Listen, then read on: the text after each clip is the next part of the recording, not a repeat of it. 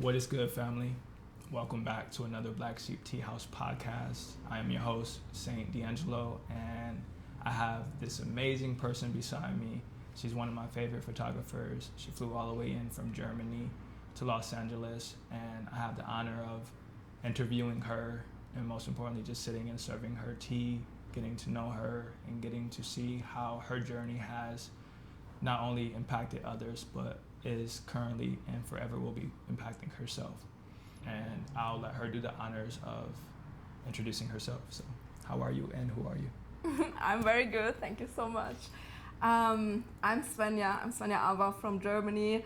I'm a fashion and beauty photographer and creative director. And I started working in the industry professionally 7 years ago. And now I'm very excited to be here because now I have my work visa for the US. Let's go. Yep, I started in Germany, then started to working all over Europe, and now trying to do my best here in the US market. Awesome. So, What and when were you inspired to pick up a camera?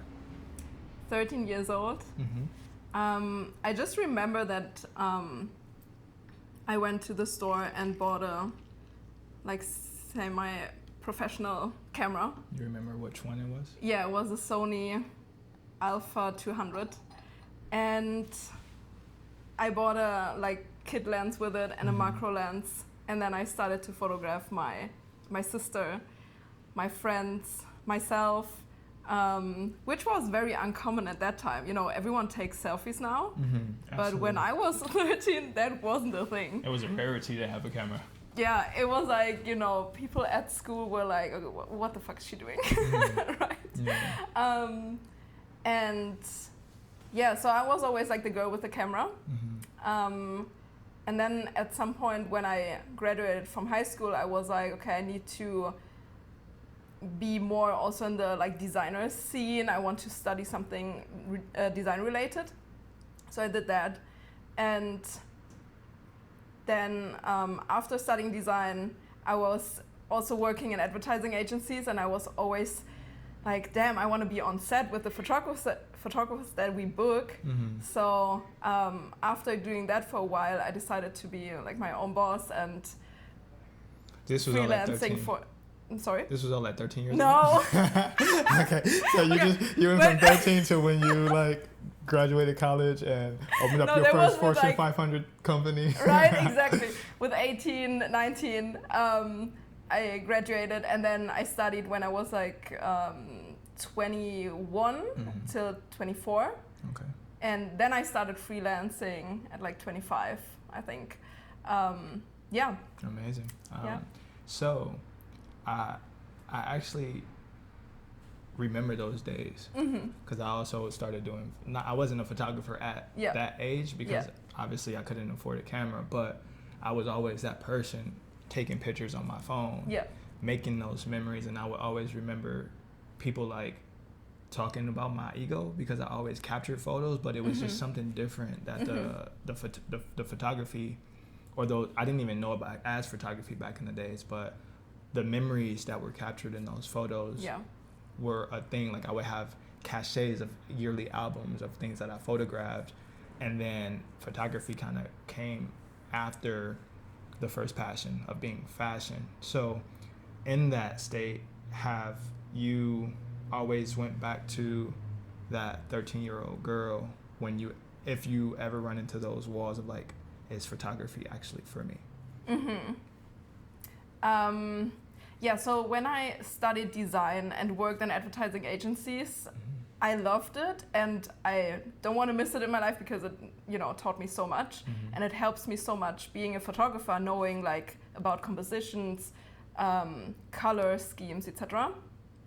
And then I did videography for a while, but it always felt so much easier for me to pick up a camera and be a photographer, and it just feels very natural for me. And I think it's because I started so early. And I remember photographing butterflies, and then I was so inspired by the whole American R&B and hip hop scene. and I admired all like the musicians in the music videos and stuff, and I think this is something that influenced my style now as a photographer a lot, and that was also when I was, a teenager. Got you. What, let's just get into it. What are the ups and downs in your photographer career, if you have those? Because some people just they just got it, you know what I'm saying? Yeah, of course. It's like easy going every day. I don't know why, for some reason I either feel super high or I feel nervous interviewing you. Like I have some type of celebrity in front of me. No.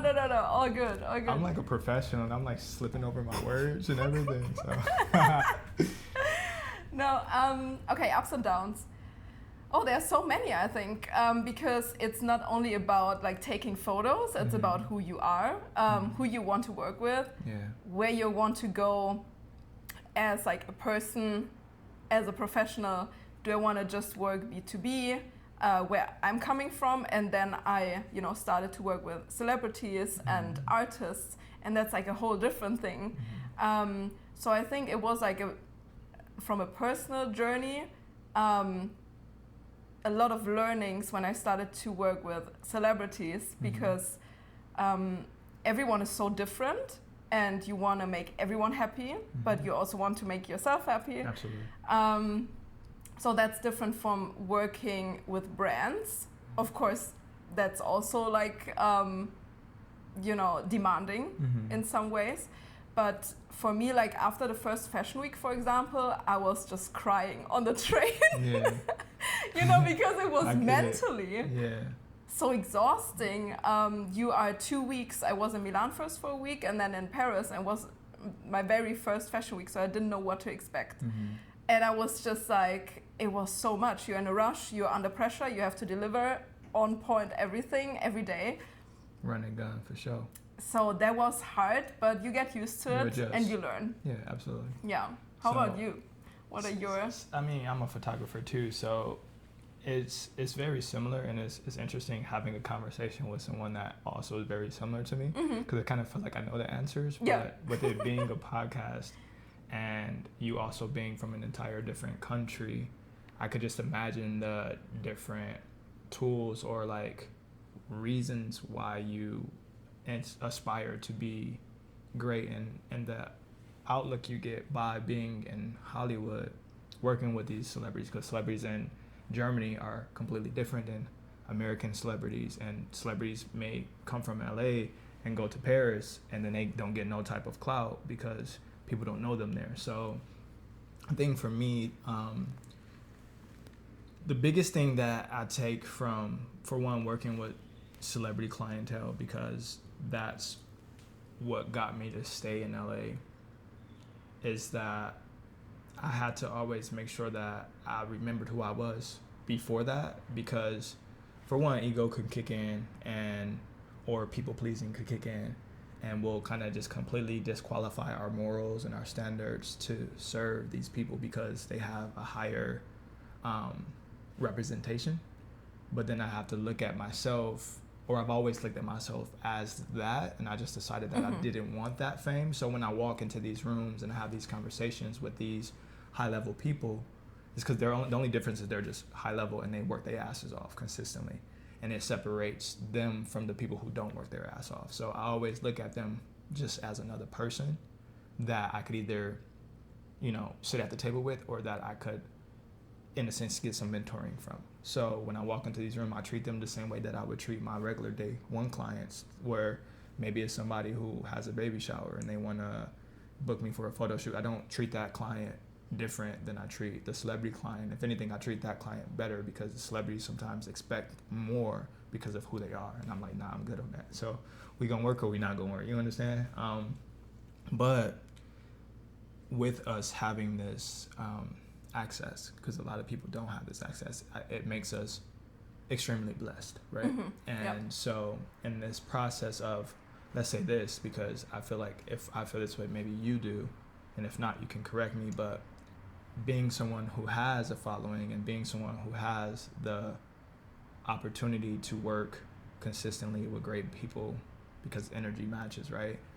How do you appreciate the accomplishments or the flowers that people give you, because I know us as creators, we're like, okay, that's cool, what's next, you know? Yeah, exactly. Yeah. you know the answer already.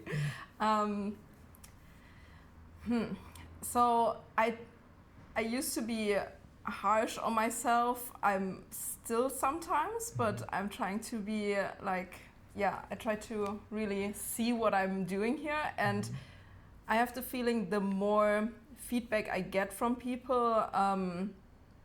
you know, in the beginning it's very exciting to get this feedback. Absolutely. Then it's like, okay, you're getting used to it, but now I'm like very like appreciative of, you know, if I get feedback, and I'm always trying to be very transparent and very honest about things, because like just yesterday I was sending one of my followers a voice message because she said like, oh, I'm overthinking and stuff, and I said like, we all are at the same points, and I'm also overthinking, shall I post this or not? Right. But it's, you know, in the end no one cares. We're all a little bit like too obsessed with like what we put out there, and yeah, like you're good, like just post whatever. Why do you think that is? Why do you think we're obsessed with what we put out there? I don't think that we are like, you know, self-centered people that think, oh, I'm more important, but it's insecurity in the end, you know, and we have to get over those steps. And Gary Vee once said, and that very, like I remember that sentence like every second day, I think, because he said, is your perfectionism making anything better, or is it just like your own insecurity? Making things worse. Right? Making things worse. Like perfectionist, because I used to call myself that, and now I'm like, no. I'm not a perfectionist anymore, or never was. I don't know. It was just insecurity. I'm not giving that identity to myself anymore, because it's stopping me from creating. Yeah. I remember when we were 13, or you know, whatever ages I was running around shooting, I wasn't thinking about social media because it didn't exist. You know, like we used to be outside creating relations and creating art the way that we knew how, because it wasn't about the justification of our follow, but it was what we truly wanted to do. And we didn't give a fuck if people didn't like it or not, because we enjoyed it. And so for me, it's like, I also went to VCon too, so it was cool. Gary Vee's a great person, by the way. I've learned that in the process of who I'm becoming, because we're always in the process of becoming, right? No matter how many accomplishments we've made. And I think what your answer was gratitude, right? You go to gratitude at the end of the day, and it keeps you rooted. And then also because you recognize that you have a community. And I think us as influencers, which I like to change that word to leaders, that actually have good hearts and that also probably came from humble beginnings, we know what it takes, and we know what it feels like to be on the other end of it, not having what we may have now. And so I think just in the totality of it all is that I want to see it from the longevity point of view of like, what am I leaving behind versus what can I do in this moment to get what I can get as fast as I can get it. And I think we were talking about this last time we had lunch or tea, coffee. The world is so screwed with this idea of instant gratification or instant feedback, and that is what waters our insecurities. Not so much, like you said, it's not that we're self-centered beings, it's just that what we do on a consistent basis is what's programming our mind, right? I don't believe that we are what we think about. I think what we think about the most starts to create who we are becoming, but it's forever changing, right? And so having this understanding, is there anything that you feel you can go back to when you didn't have this role that you can bring into this present moment to either keep moving forward, or is there anything in this present moment that you can let go of, that you can, in a sense, go back and have a conversation with your younger self to remember why you started in the first place? If I can simplify that, do you feel that you're having, because you said also too, like you overthink, right? do you feel that in this process of your journey, there's things that are still weighing you down? And is there anything you can pull from your childhood of when you first picked up the camera to, in a sense, give you a peace of mind that you are in the right place, doing the right thing? So I think I got a lot better with like the overthinking part. If you really can trick yourself and start posting, then, you know, it gets easier day by day. That's good. But I also, you know, I have my style of like videos that I post, and I also see that I'm a little bit more what's the word? Hesitant. Yep. With like posting stuff where, you know, I'm talking. So this is the practice today. Absolutely. And we will put it out there, right? For sure. So I have the feeling everything is just like practice. And sometimes I try to remind myself, like, have fun with stuff again. We are not here to overthink. Like, it doesn't make sense. And then I also question or ask myself the question, when did it ever bring you anything good when you were overthinking? That's good. That's a bar. Right, never. That's a bar.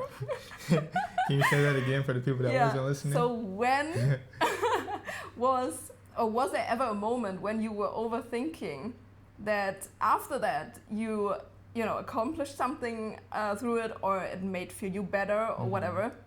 So in the end, it never brings you any good. It just slows you down and brings you negative thoughts. Yeah. Okay, so what I feel from that moment is like taking this information looks like overcoming that overthinking by practicing more. Actually doing the creation, not doing the job, but creating, and not being so entertained by the social feedback. Like, this 5G shit is real. And I realized, like, in the seasons where I'm, in a sense, maybe it's like looking for fast inspiration. You know what I'm saying? Like, scrolling to find inspiration versus reading an old book. You know what I'm saying? Like, you want a new idea, read an old book, versus scrolling and seeing the limited amount of algorithm that's going to give you what probably is copy and pasted by the last influencer, and then the last person, and then the last person. And when I'm not on the social media, I felt that when it comes to like overthinking and over analyzing, and also just anxiousness, anxiety, when I'm not on my phone, my day is better. I'm chilling, like I'm at peace when I'm showering, and when I'm brushing my teeth, and when I'm moving from plan A to plan B, versus like while I'm showering, like 5-minute shower because I need to do this, or, you know what I'm saying, I'm not gonna finish my practice because I need to go here and I need to do that. And so simply being able to create for the meaning of creating, not for posting, and then still honoring what you're saying by posting every single day to show you that you want to do it for the long haul and not just for the instant gratification. And so that's also where I'm at right now with this podcast. And this is not like, you know, I think we kind of self-sabotage ourselves. We was talking about this before the podcast even started.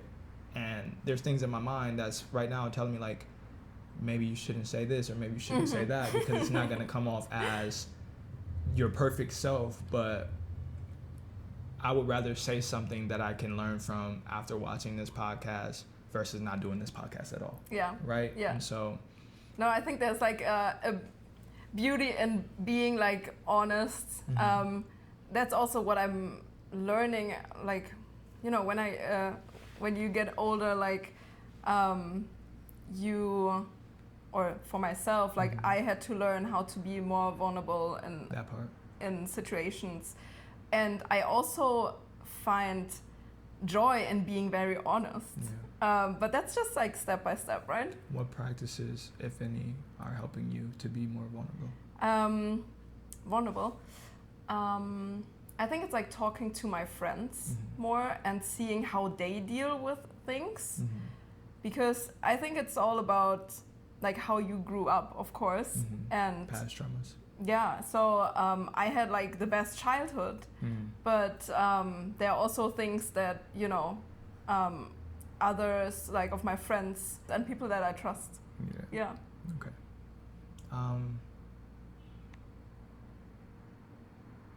In the process of all of this information, right? It's a lot of information, and it also kind of puts us on the forefront of like acting like we actually know what we're talking about. Because I feel like we're all honestly just figuring it out. Of course. What keeps you going? First of all, I want to say that I also, because I have the feeling people who follow me, because I'm consistent with what I'm doing, but that I give the impression that I'm like never unmotivated or whatnot. So I'm, I think it's just like whenever, it sounds a little bit weird maybe, but whenever I see like others in their 9 to 5 and like not happy, that's like one thing. Damn, that's good. That really pushes me, like, that's good. Svenja, you will, because I was in that situation, and it's not that I was like a super unhappy person, but you know, I will never give up on the lifestyle that I have now and that I worked for so hard. So I think like the fear of losing that is really giving me like my motivation. And of course, like every time I have a camera in my hands and like take photos, that's like I forget everything around me. You know, sometimes I feel like the world could, like, there could be everything going on around me, and I just don't see it because I'm so in my moment. Photography is your meditation. Yeah, much. yeah. That's like awesome. Every production day, every shoot day is like, I feel a little bit like it's a day off, because I also don't have to worry about like the paperwork and stuff, right? About the stuff that we don't want to deal with. So for me, photography is really like, I'm happy when I do it. So yeah. So do what you love, not do what you think you need to do. Yeah. I mean, there are pros and cons about this, but that's also true. But I get it. I mean, there's days, even like me being a human being, like there's days in my life where I contemplate like, is this actually what I'm supposed to do for the rest of my life? Or is this a part of making me the ultimate version of myself, right? Because there's seasons where I don't want to pick up my camera at all, and then there's seasons where I don't want to be bothered by anything but photography. And so from what you're saying, I get it, and it's like, you have to be so sick and tired of being sick and tired first and foremost, but you have to also have something to lose. And for you, it's like losing the freedom and the peace that you have from your photography. And I can say the same thing, like photography saved my life, but I'm also not going to allow that to identify with who I'm supposed to be for the rest of my life. So I'm going to keep space to advance, you know what I'm saying? And so with that, is there anything out of like this photography journey, because you say you took like other classes and stuff in the earlier days, like is there anything that's starting to come to the horizon? Like are there any new interests showing up for you? Yeah. So when I started as a professional like 6-7 years ago with product and beauty photography, I was thinking like, this is going to be what I will do forever. But it's so interesting to see that I still love it, and I'm still doing that. But the more you grow, then I started to do fashion photography, shooting editorials, shooting for fashion brands, then celebrities, and then doing also like the creative direction part. And now it's like, okay, for example, I have connections to celebrities, I have connections to brands. I can make, you know, I can connect them and make like brand deals, for example. I do want to direct a music video at some point. So there, creative direction too. Exactly, the creative direction part is something I want to build on, and then also building my own agency being a teacher, being a speaker. Like, there are so many things I want to do. Love it. And I didn't know like 6 years ago, right? And also like I didn't want to be on a stage ever.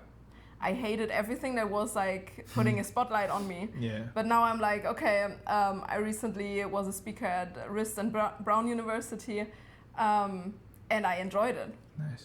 So I think it's just like you can surprise yourself a lot. Yeah. I get it. Yeah. It's like, for me, I feel the same way, completely. Like, from the stage to being a voice to just staying behind the camera, but then also looking at it from the perspective of like, what happens if I actually remove the veil of like my cap? Because we can get comfortable.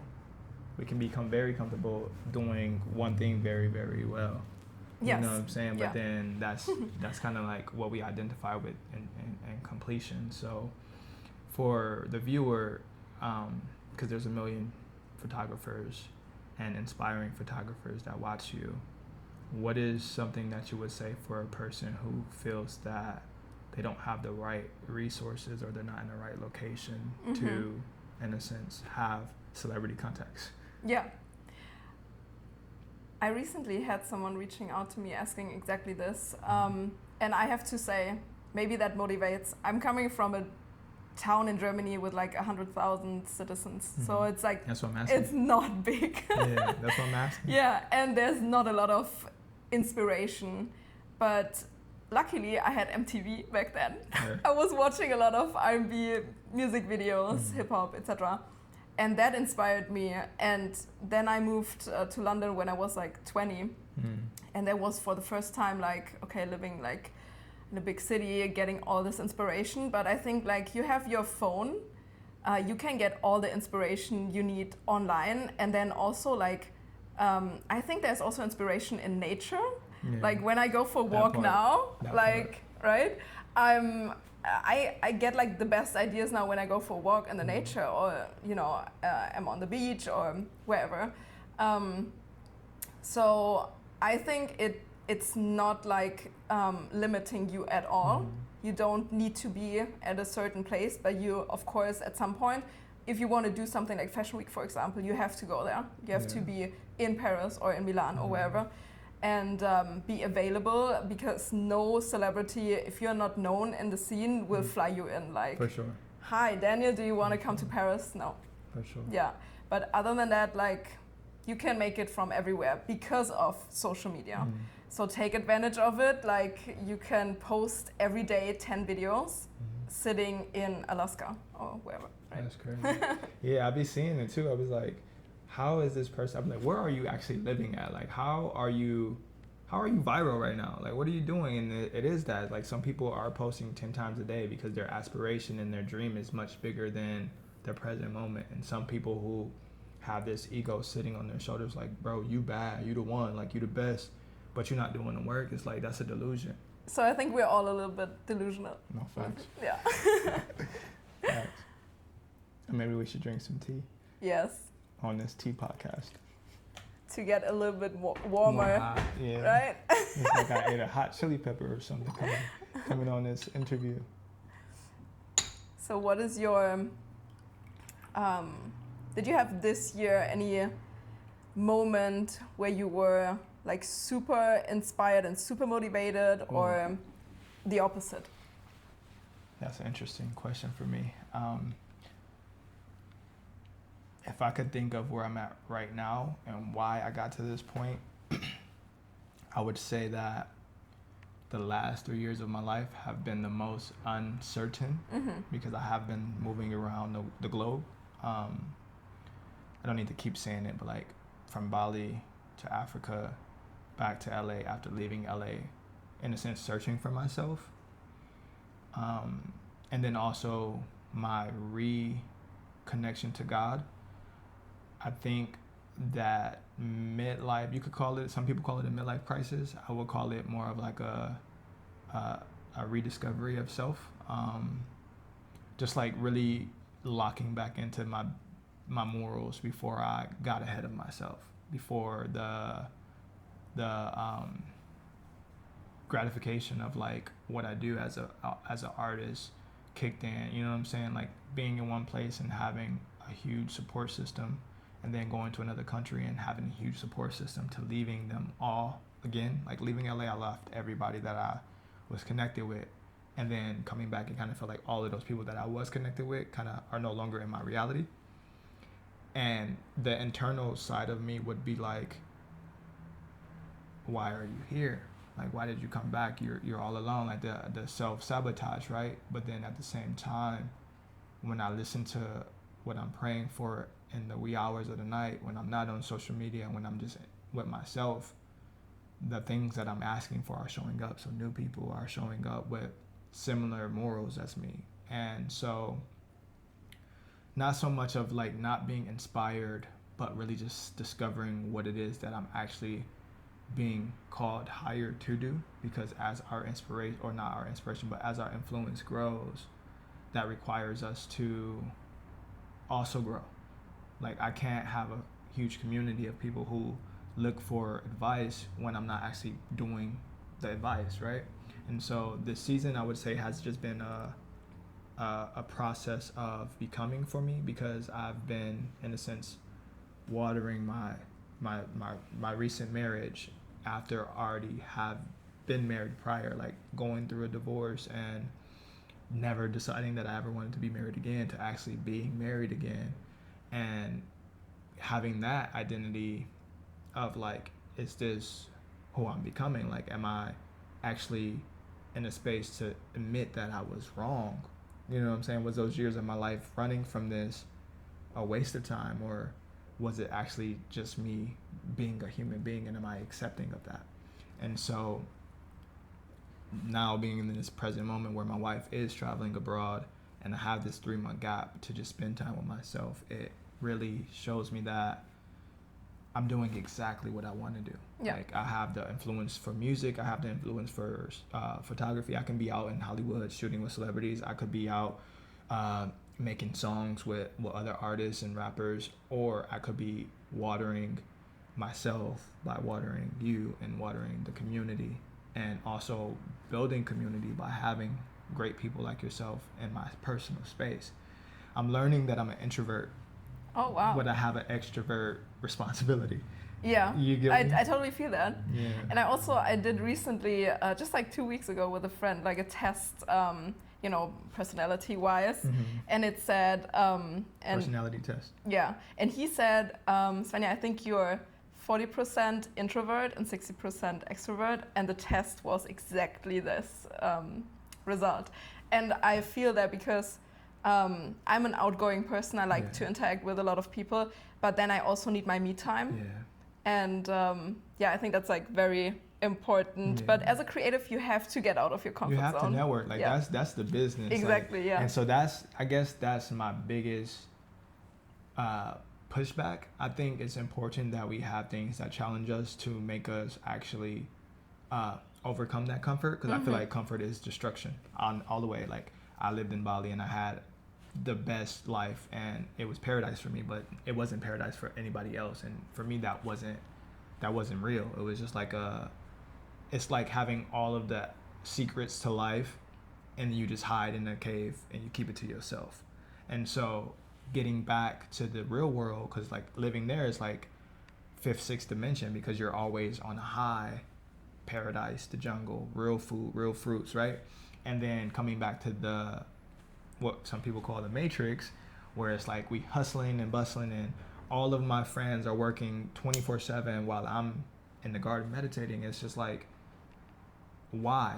But at the same time, why not? Because this is our offering as humans. Like we get to experience this. So just honoring that and realizing like, okay, as much as I like my peace, I have to actually be out in the real world, because what fuels me is giving to the real world. Like social media is like a different dimension, right? Like that's an outer body experience because it's not physical.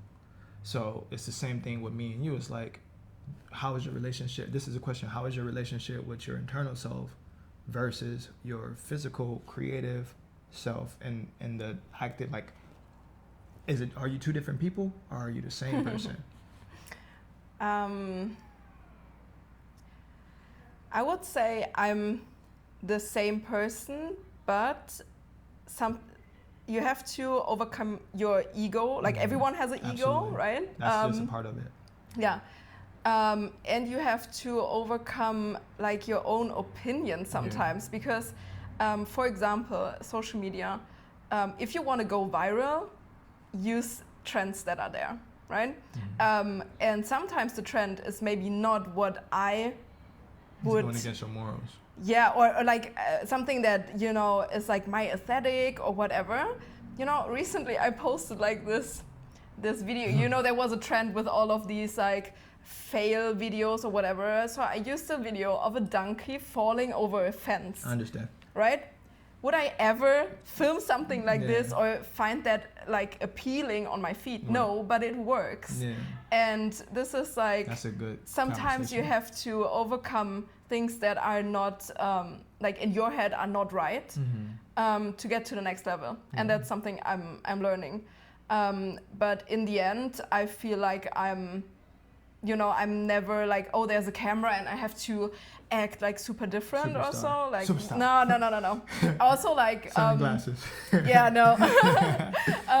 Like I always have, or what I think or tell myself is like, I don't want to be like a superstar or whatever, but I want my work to be famous. I want my work to be seen, and that's automatically like me. But I don't want to be like in a spotlight or, you know, not be able to walk to a restaurant and have like no, that's like not my my dream. Yeah. I want my work to be seen and what I put in there. But you had like a very good point earlier when you said like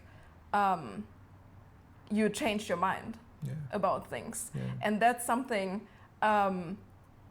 when, you know, let's say I said like a year ago I want to only shoot fashion, and now I changed my mind and said like I want to do fashion, product, beauty, celebrities, everything. Some people would say, oh, like now she totally, like she said something totally different, and say that as a negative. But I think it's so okay and good to change your mind, and we have to change our minds. We have to become different people. We have to expand. Like some businesses that don't change, like Kmart. You know Kmart? These brands that stay the same, you can call it traditional or whatever, but like if you stay one way while the vast majority is advancing, AI is here. Yeah, exactly. Social media is rampant, and this is kind of the norm now. If we're not expanding, we're being left behind. We're going extinct. But that does not mean that we can't be in control of how we expand. For example, some people use trends like the donkey to expand, doing it from a business standpoint, knowing intentionally that this is a business strategy versus someone who makes that their identity, and now they're just becoming a fucking goofy, excuse my language, because that's what's working. Like when I'm on social media, and I'm gonna be honest, like when I'm on social media and I have those moments where I'm stuck in that scroll pattern, I'm like, why is everybody that's going viral, that's, you know, being praised and that's getting all of these different things, doing low vibrational stuff and like just all like just stupid stuff, you know what I'm saying? And it's because that's the agenda, right? That's what's being promoted, because that's what keeps those people in power.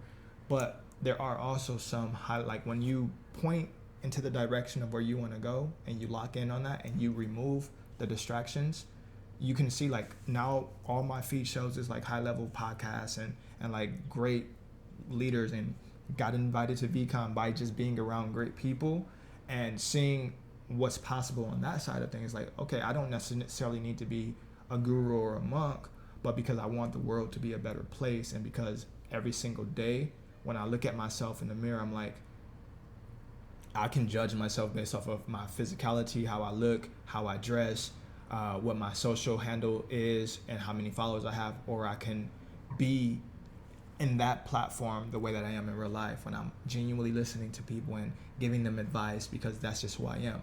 And the people who can't handle that aren't just meant to be in my reality. So I could either sit back and be like, okay, well, my mouth is my biggest problem, because I'm always over analyzing, always super motivational, and I'm always trying to encourage somebody to where no one wants to be around me. Or I could separate myself from the people who don't fit in to that atmosphere because they're just not on the same vortex as me, and I can put myself around those type of people, or I can create my own community. You understand? So I think it's a lot that we can talk about on the area of like social life versus real life, but when we close those two things down as because those are things that we create with our opinions, right? Like what my life is right now is not how my life is going to be 5 years from now. It's what I can conjure up in my mind right now in this very moment. So if I could kind of like simplify things, which the point of T is to simplify and to bring us into the very present moment, what is your why? Like, what is your ultimate why?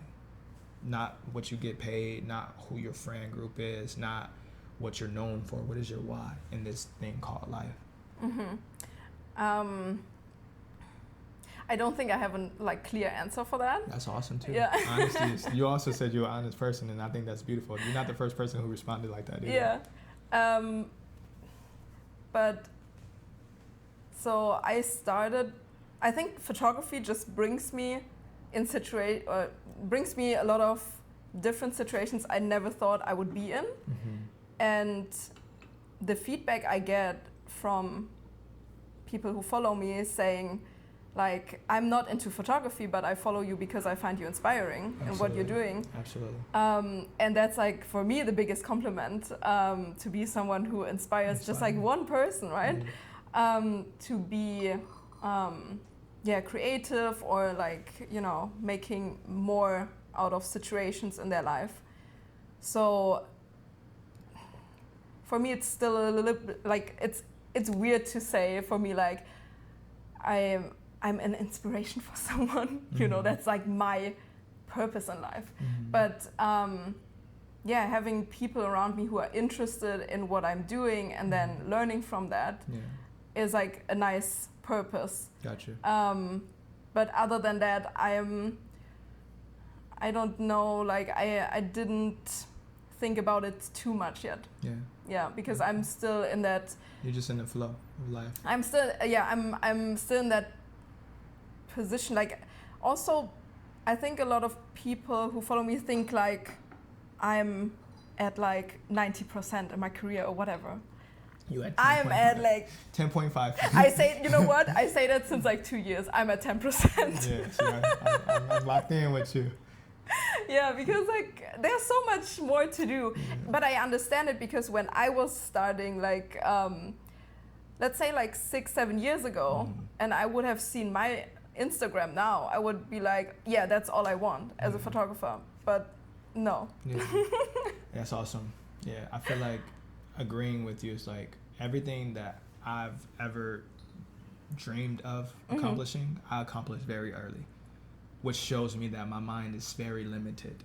And also that kind of like, it may contradict the question that I asked you, but it's a good statement that you said, like, I don't know, like I'm just living, like I'm figuring it out. It's like, because me knowing that my mind is very limiting, surrendering to the unknown is very rewarding, because I might change my mind completely next week about what I want to do as a job, but it might bring me the most peace. Like, you didn't want to get on the stage, you're doing podcasts. This podcast could change someone's life, right? And I don't think our purpose is to change people's lives, but it's about living our best life and loving everything about ourselves in that process. So yeah, I think we're kind of like discussing a lot of things from our personal journey and like our career. What's something that what is something that you said something earlier about like past traumas? this obviously being a mental health podcast, and neither one of us is perfect, is there something that you feel still shows up in your adult life that hasn't kind of like been fully healed yet from your childhood? And if you don't feel comfortable answering that, that's also okay. No, I think I just have to take a minute. Unbury it. Pull it up from the... Let me think about it.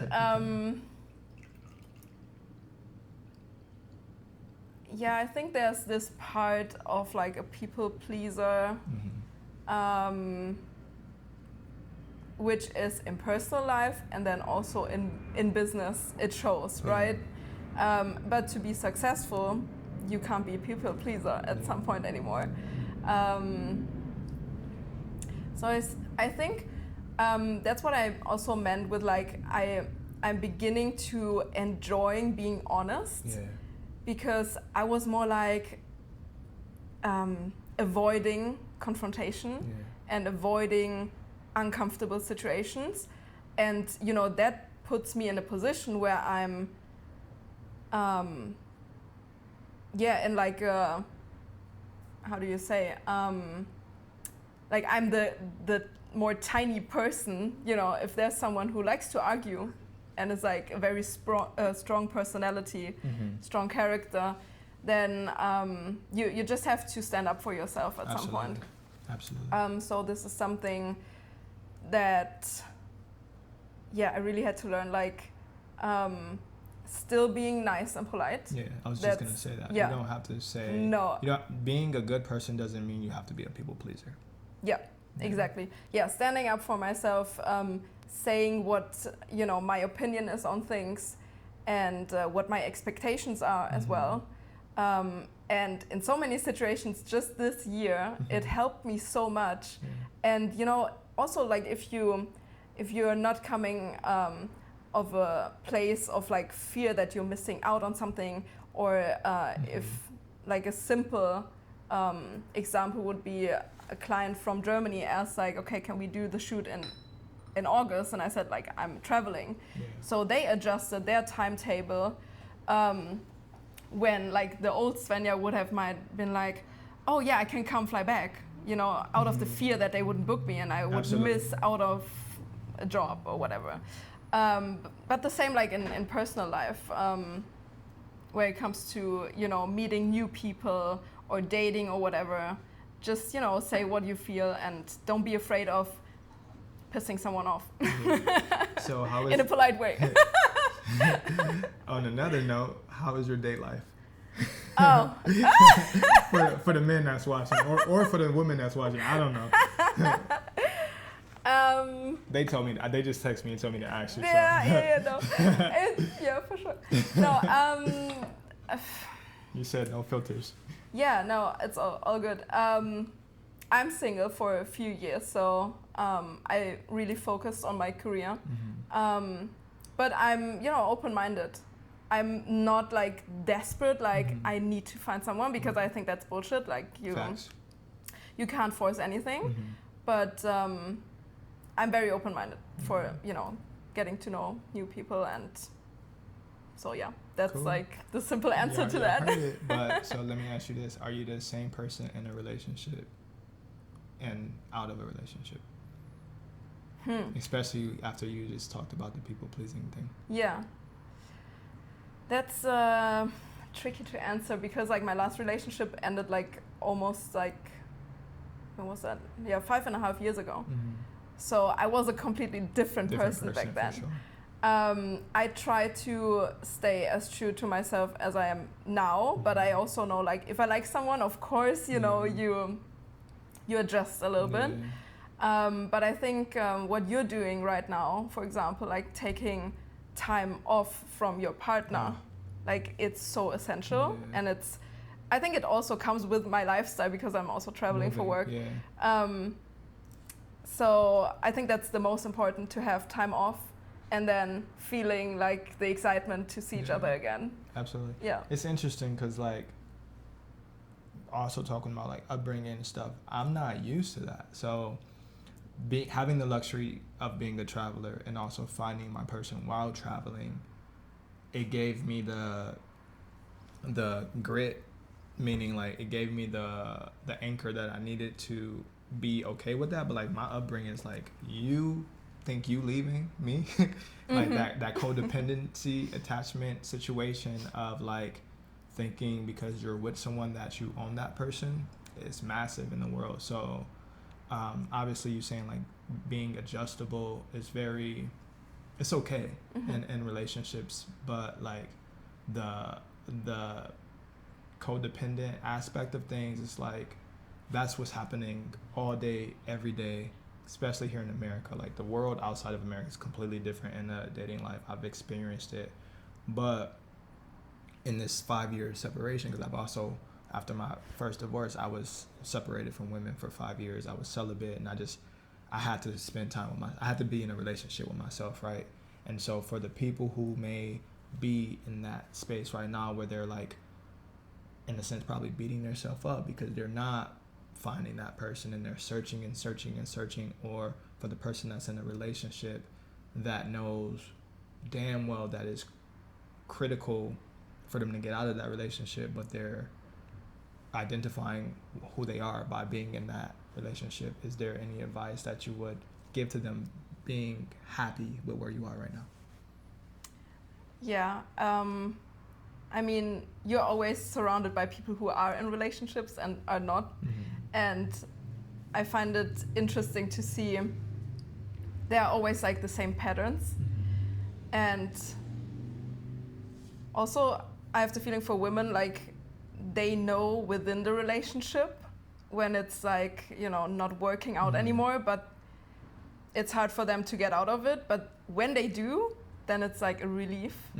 And men sometimes like just realize afterwards, like after half a year, like oh my God. Years. So 5 years. 5 years, damn, like, that was a good girl. Really being very honest with yourself. And again, not let, it's so, you know, easy to say, not let like the fear guide you. But that's something I really see with people, and also people I'm talking to. Let's say like 6 months ago, I talked to someone who told me his like relationship problems, and I told him like, I think you're just afraid of doing that next step and being single again. And like half a year later, he texted me like, okay, I now did it and I feel so much better.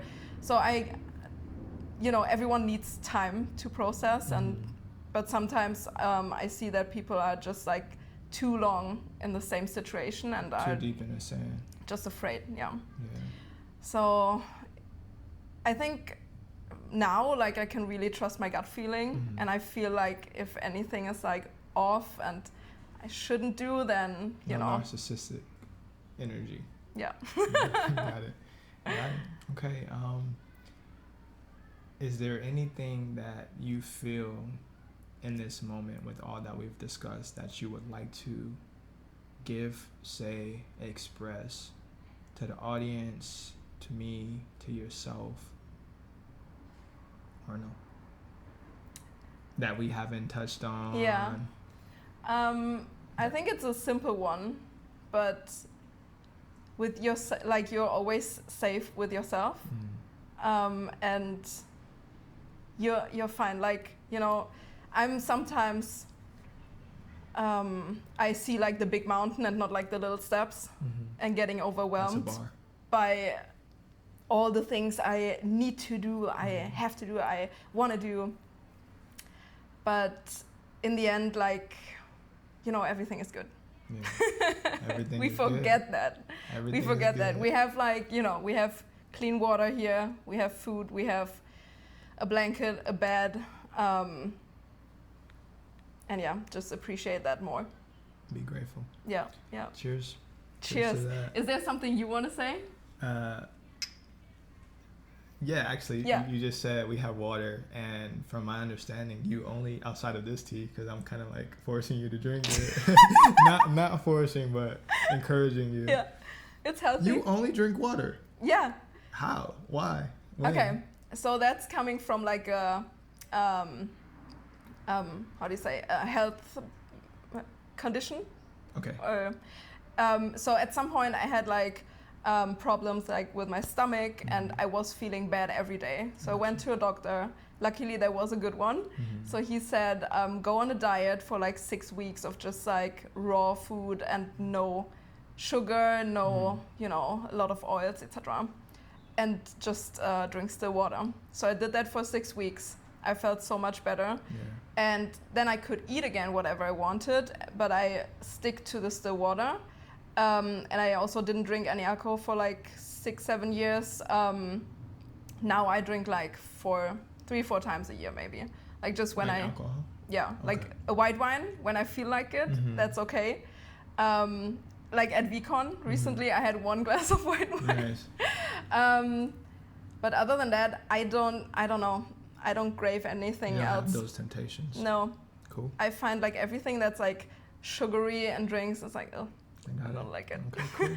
But also like I had to get used to it. So again, it's like practice. But did you have temptations in that process of like in the beginning, adjusting? But it, you know. It was quick. Yeah. Okay, cool. Yeah. Amazing. Cheers. Cheers. I think for me, I don't have much more to say other than like thank you for taking out the time to be here. I'm learning a lot about myself by, in a sense, having a conversation with such a mirror. And yeah, I think it was a beautiful time. I enjoy tea as always. And if I could ask you one last question, what is next for you? And what can the people look forward to? Yeah. If you know, if it wasn't like a course or something. Yeah, so I was thinking about launching my first course since 2 years. But I really didn't sit down and actually do it. So now, what's going on? No. All good. Now I finally, you know, started recording my course. It's still a work in progress, but it's gonna be out soon. So stay tuned. Yeah, it's and also like it's not about just like technical stuff about photography. It's also about like the mindset part, the business part, how to even come up with like more engaging ideas, how to put them into nice results in the end. So yeah, it's not because I did a poll on my story and asked my audience like, what are you interested in? Yeah, and they said like lighting setups, and I was like, okay, that's good. It's necessary, but you also need to have guidance like what to do with those photos in the end. Absolutely. So yeah. Beautiful. Well, I'll be looking forward to that because you are a better photographer than me. Don't say that. That's I'm kidding. I'm just trying to give you your flowers. I would say that you are an inspiration. I love your work. We worked together the first time that I met you, and I love that we were able to transition very quickly. Maybe this is beginning to become a friendship. And I personally look forward to all of the new things that you have coming, and I'm going to be on you about that course. So again, thank you for joining us. And as always, family, go ahead and like, subscribe, and do what you need to do. And where can they find you? On Instagram, Svenja.Ava. You have to type Spell it for them. SVENJA. SVEAVA. SVENJA. Yeah. AVA. AVA. Yeah. Okay. YouTube, I'm bad with YouTube, but you will find me everywhere under this name. Cool. But thank you so much for having me. It was amazing. I feel like we could talk for hours, but I also know like you have a shoot to get to, so I'm like trying to settle the podcast to ending. So enjoy your tea. Until next time, guys. Bye.